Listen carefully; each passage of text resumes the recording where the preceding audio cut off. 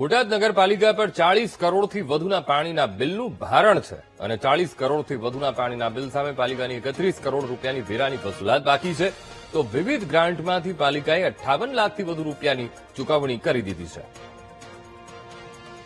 બોટાદ નગરપાલિકામાં મુખ્યત્વે નગરપાલિકા દ્વારા GWSSB અને GWILમાંથી પાણી મેળવેલ હતું. તો એની અંદર અત્યાર સુધીમાં ટેન્ટેટિવલી 40 કરોડને ઉપરની રકમ બાકીમાં હતી.